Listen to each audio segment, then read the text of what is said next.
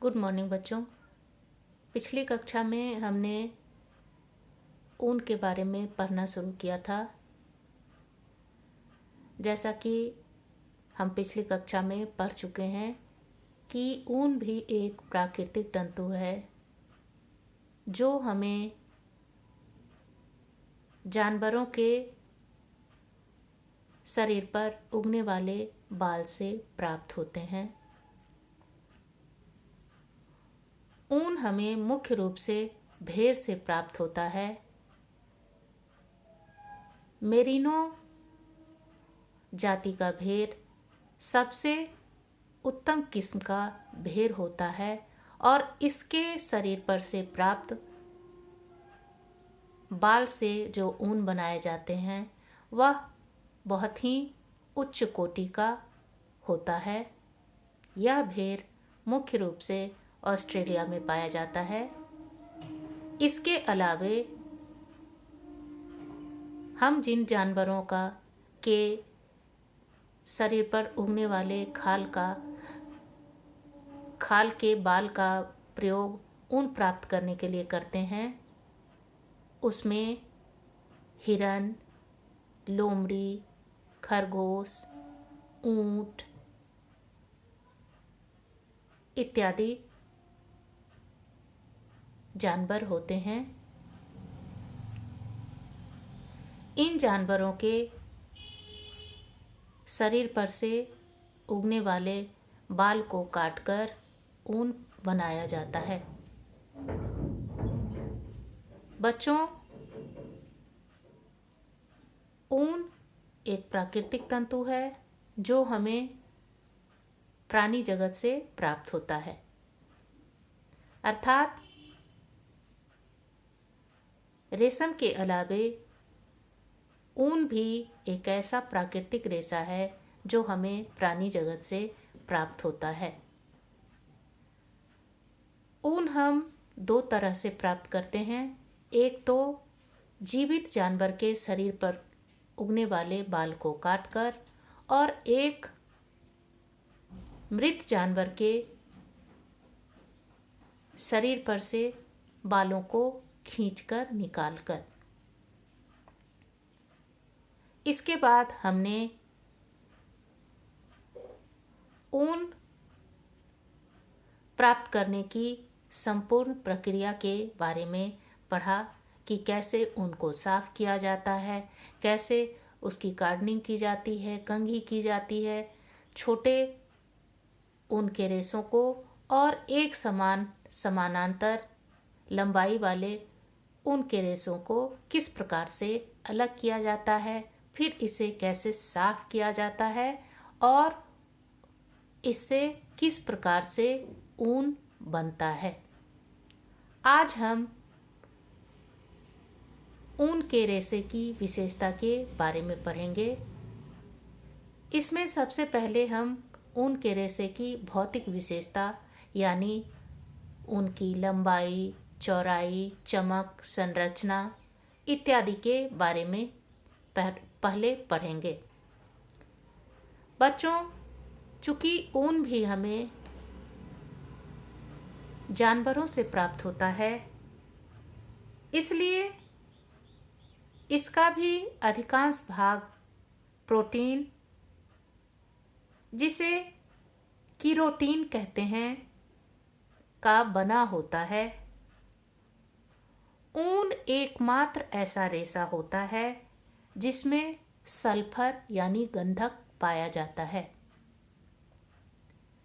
जब हम ऊन के रेशे को सूक्ष्मदर्शी यंत्र से देखते हैं तो यह रेशा टेढ़ी मेढ़ी नली के समान दिखाई देता है, जिसकी सतह पर नुकीले स्केल उठे होते हैं।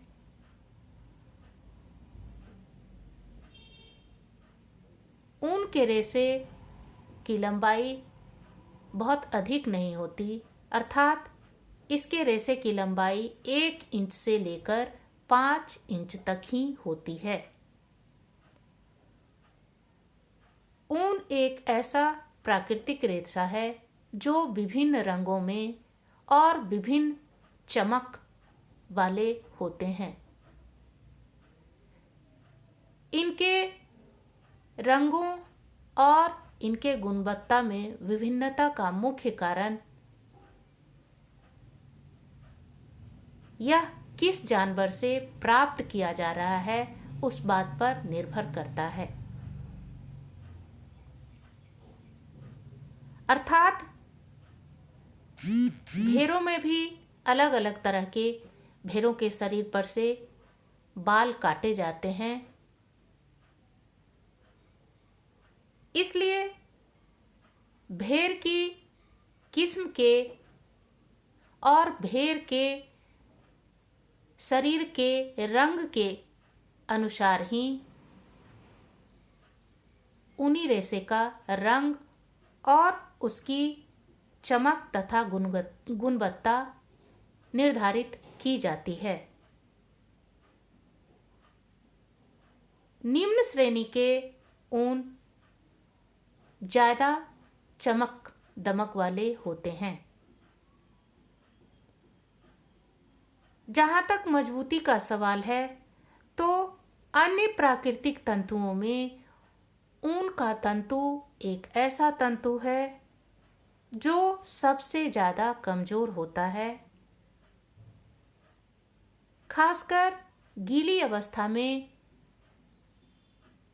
यह और भी अधिक कमजोर हो जाता है। इसलिए ऊनी वस्त्र को धोते समय अधिक रगड़ना अथवा दबाना नहीं चाहिए। ऊनी रेशे में लोचकता का गुण बहुत ही अधिक पाया जाता है, इसलिए जब ऊन को खींचकर छोड़ा जाता है तो वह फिर से अपने पूर्व अवस्था में आसानी से आ जाता है। यही कारण है कि ऊनी रेशे से बने ऊनी वस्त्र का आकार खराब नहीं होता है। ऊनी रेशे में प्रतिस्कंदता का गुण पाया जाता है, इसलिए ऊनी रेशे से निर्मित वस्त्र में आसानी से सिलवटें नहीं पड़ती और उसे इस्त्री करने की आवश्यकता भी नहीं पड़ती है।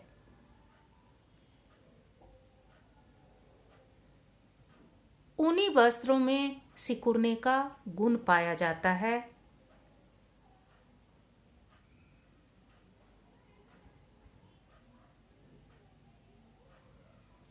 इसके बाद आता है नमी सोखने की क्षमता। ऊनी तंतुओं में नमी सोखने की क्षमता बहुत ही अधिक होती है। गीला कर देने के बाद भी यह वस्त्र प्रायः गीला दिखाई नहीं पड़ता। यह वस्त्र अर्थात ऊनी वस्त्र नमी भी बहुत जल्दी और अधिक सोखता है और यह सूखता भी देर से है। ऊनी रेशे से निर्मित वस्त्र ताप के कुचालक होते हैं। यही कारण है कि यह शरीर के गर्मी को बाहर नहीं निकलने देते हैं और बाहर के ठंडी हवा अथवा तापक्रम को शरीर के अंदर प्रवेश नहीं करने देते हैं। इसलिए ऊनी वस्त्रों का प्रयोग प्रायः जाड़े के मौसम में करना आरामदेह और सुविधाजनक होता है। ऊनी रेशे से निर्मित वस्त्र में ताप सहन करने की क्षमता नहीं होती है। यदि इस पर ज़्यादा गर्म इस्त्री का प्रयोग किया जाता है तो वस्त्र का बाह्य सतह झुलस जाता है।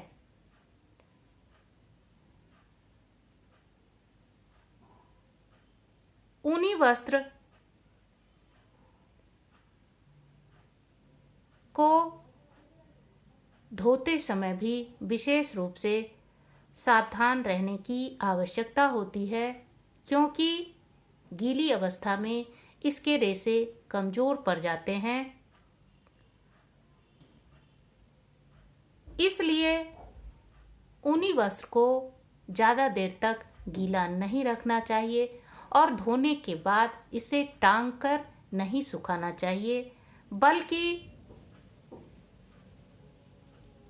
इसे समतल सतह पर फैलाकर सुखाना चाहिए। यदि ऊनी वस्त्र को धोकर हम टांग कर सुखाते हैं तो उससे ऊनी वस्त्र का आकार बिगड़ जाता है। ऊनी वस्त्र पर ज़्यादा क्षारीय या क्षारयुक्त साबुन अथवा सर्फ का प्रयोग धोते समय नहीं करना चाहिए, क्योंकि इससे भी इसके रेशों पर हानिकारक प्रभाव पड़ता है। अधिक देर तक धूप में सुखाने पर ऊनी वस्त्र के रेशे कमजोर पड़ जाते हैं। इतना ही नहीं, इसके रंग पर भी सूर्य के प्रकाश का प्रतिकूल प्रभाव पड़ता है। अब हम इसकी रासायनिक विशेषता के बारे में पढ़ेंगे। ऊनी वस्त्रों को धोते समय कभी भी क्षारयुक्त साबुन अथवा सर्फ का प्रयोग नहीं करना चाहिए, क्योंकि इससे इसके तंतु कमजोर पड़ जाते हैं और ऊनी वस्त्र पर इसका हानिकारक प्रभाव पड़ता है। ऊनी वस्त्रों को हल्के अम्लयुक्त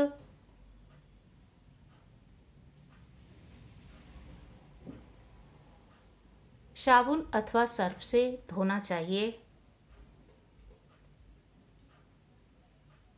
क्योंकि तेज अम्ल के प्रभाव में आने पर भी इसके वस्त्र पर हानिकारक प्रभाव पड़ता है। अब है रंग का प्रभाव। रेशम की तरह ऊनी वस्त्र पर भी रंग आसानी से चढ़ जाते हैं और ये रंग पक्के तथा एक समान चढ़ते हैं। ऊनी वस्त्र पर जीवाणुओं का हानिकारक प्रभाव पड़ता है। नमी वाले या सीलन युक्त स्थान पर संग्रहित करके अधिक दिनों तक रखने पर ऊनी वस्त्र में फफूंदी लग जाता है। इतना ही नहीं, छोटे छोटे जीवाणु या कीड़ा ऊनी वस्त्र को पूरी तरह नष्ट भी कर देते हैं। इसलिए जब कभी भी हम ऊनी वस्त्र को अधिक दिनों के लिए संग्रह कर रहे हों तो उसे अच्छी तरह धूप में सुखाकर उसके साथ नेपथिलीन की गोली अथवा सूखी हुई नीम की पत्ती डालकर उसे संग्रहित करेंगे। इसके बाद ऊनी वस्त्रों की उपयोगिता के बारे में हम पढ़ेंगे। बच्चों, जैसा कि हम सभी जानते हैं कि ऊन भी एक प्राकृतिक तंतु है जो हमें प्राणी जगत से प्राप्त होता है। अपनी कुछ खास विशेषताओं के कारण यह वस्त्र जाड़े की ऋतु में पहनने के लिए बहुत ही अनुकूल और उपयोगी होता है। ताप का कुचालक होने के कारण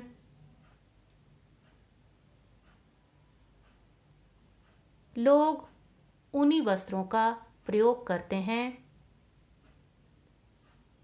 क्योंकि यह हमारे शरीर को गर्माहट प्रदान करती है और हमें ठंडक से बचाती है। ऊन से बने कंबल, स्वेटर, मोजा, टोपी इत्यादि का प्रयोग हम जाड़े के मौसम में करते हैं, क्योंकि ये सभी हमें हमारे शरीर को गर्म रखते हैं तथा हमें ठंड लगने से बचाते हैं।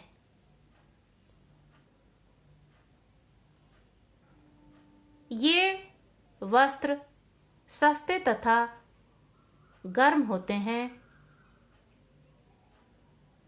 इसे अमीर तथा गरीब दोनों आय वर्ग के लोग आसानी से खरीद सकते हैं और पहन सकते हैं। ऊनी वस्त्र नमी तथा आर्द्रता वाले वातावरण में भी हमारे शरीर की रक्षा करते हैं।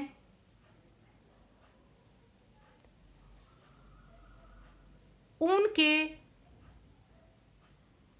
रेशे से निर्मित वस्त्र में लोचकता तथा प्रतिस्पंदकता का गुण पाया जाता है। इसलिए इससे निर्मित वस्त्रों में ना तो सलवटें पड़ती है और ना ही इसे इस्त्री करने की आवश्यकता पड़ती है।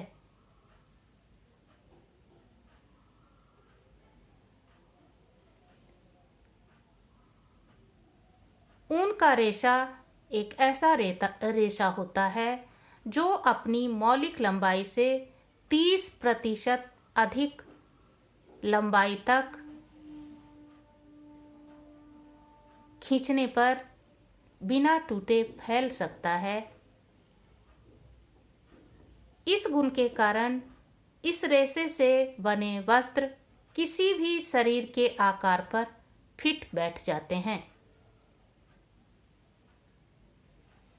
और उतार देने के बाद ये वस्त्र पुनः अपनी पूर्व अवस्था में आ जाते हैं।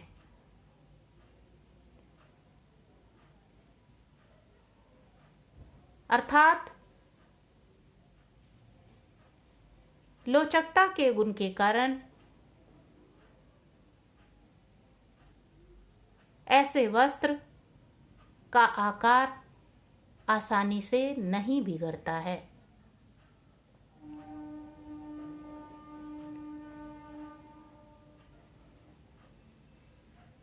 ऊन का रेशा बहुत ही निर्बल होता है, इसलिए इसमें मजबूती लाने के लिए और इसकी उपयोगिता बढ़ाने के लिए इसमें अन्य रेशों को मिलाकर इससे वस्त्र तैयार किए जाते हैं। जिसके कारण ऐसे मिश्रित रेशों से बने वस्त्र में ऊन के साथ साथ उसमें मिलाए गए अन्य रेशे का भी गुण आ जाता है। अर्थात ऊन जहाँ गर्माहट देने का काम करता है, वहीं दूसरा रेशा इसे मजबूती प्रदान करता है। जैसे टेरी ऊल, जिसमें टेरिलिन तथा ऊन के रेशे को मिलाकर वस्त्र बनाया जाता है। टेरिकॉट